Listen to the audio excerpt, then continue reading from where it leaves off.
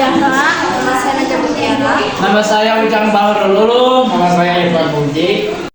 Alasan kelompok kami memilih kasus ratusan juta data KPU diduga diretas karena sesuai dengan materi bentuk pelanggaran privasi yang sedang kami pelajari, yaitu memanipulasi, mengubah, atau menghilangkan informasi.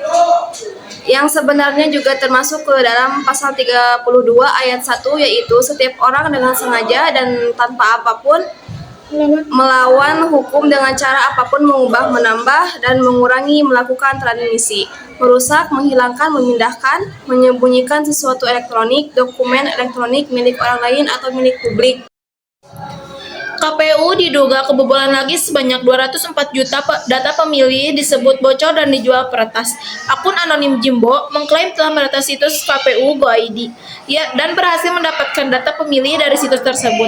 Ia mengklaim menguasai 204 juta data pemilih dan membagikan 500.000 sampel di situs Breakfront, situs yang biasa digunakan peretas menjual data curian.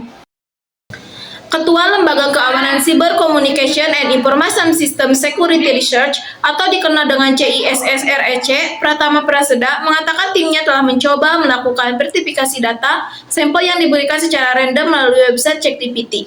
Data yang dikeluarkan oleh ChatGPT sama dengan data sampel yang dibagikan oleh Peretas Jimbo, termasuk nomor TPS di mana pemilihan terdaftar. Kata Pratama dalam keterangan yang diterima BBC News Indonesia, Jimbo menawarkan data ini kepada pembeli hampir setara 1,2 miliar. Mengapa kebocoran data KPU ini berbahaya? Pratama mengatakan, kemungkinan peretas berhasil membobol situs KPU sebagai admin yang memperoleh akses masuk dari domain Sidali KPU Go.id, menggunakan metode phishing, social engineering, atau melalui malware, di mana dengan memiliki akses dari salah satu pengguna tersebut, Jimbo mengunduh data pemilih serta beberapa data lainnya.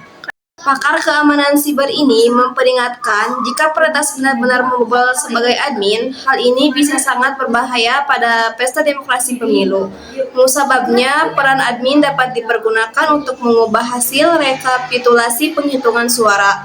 Tentunya akan mencederai pesta demokrasi, bahkan bisa menimbulkan kericuhan pada skala nasional, kata Pratama.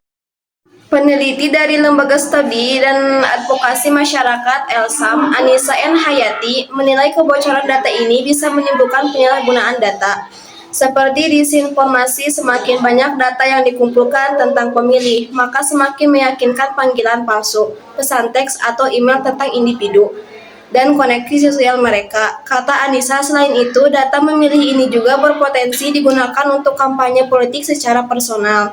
Ketiga, pencatutan pernah terjadi pada 2022, lalu saat Bawaslu menemukan 49 NIK yang dicabut oleh partai politik ke dalam sistem informasi partai politik SIPOL. Untuk pendaftaran peserta pemilu, kebocoran data pemilu dapat mengakibatkan hak seseorang dalam mengungkapkan ekspresi serta pilihan politiknya terlanggar, jelas Anissa. Dampak dari dugaan kebocoran data dari situs KPU ini lanjutnya juga bisa menurunkan tingkat kepercayaan publik pada penyelenggaraan pemilu, sehingga dapat berdampak ke legitimasi pemilu yang ikut berkurang.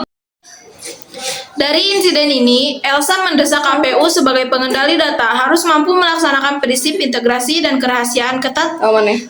KPU harus segera memastikan implementasi standar dan prinsip perlindungan data pribadi sebagaimana diatur UU PDP, Undang-Undang Perlindungan Data Pribadi, kata Anissa. Selain itu, Islam juga menyoroti tumpang tindih regulasi yang diduga data membuka ruang bagi pihak partai politik mengakses data pemilihan situs KPU. Meskipun menurut keputusan KPU nomor 81 2022, data-data ini hanya dapat diakses oleh KPU Provinsi, dan KPU Kabupaten Kota. Akan tetapi, sebagai bagian dari transparansi dan akuntabilisasi pemilu, UU Pemilu membuka tafsir bahwa partai politik juga dapat mengakses secara utuh data pemilihan. Apa kata KPU? KPU mengakui data daftar pemilih tetap. DPT Pemilu 2024 tidak hanya berada di data center KPU. Banyak pihak yang memiliki data DPT tersebut karena memang Undang-Undang Pemilu mengamanatkan kepada KPU untuk menyampaikan DPT Shopee kepada partai politik peserta pemilu 2024 dan juga Bawaslu, kata Ketua KPU Hasyim Asyari. Dalam keterangan resminya, KPU telah melakukan pemeriksaan terhadap sistem informasi yang disampaikan oleh Pertas, yaitu Sistem Informasi Data Pemilihan. Sidahi KPU telah menonaktifkan akun-akun pengguna Sidalih sebagai upaya penanganan peretasan tersebut lebih lanjut. Berdasarkan hasil pengecekan saat ini, beberapa analisis sedang dijalankan seperti diambil dari aplikasi maupun server yang digunakan untuk mengidentifikasi pelaku. Jika benar melakukan peretasan terhadap sistem informasi data pemilih, materi Koordinator Bidang Politik, Hukum, dan Keamanan Mahfud MD mengatakan dugaan peretasan ini sangat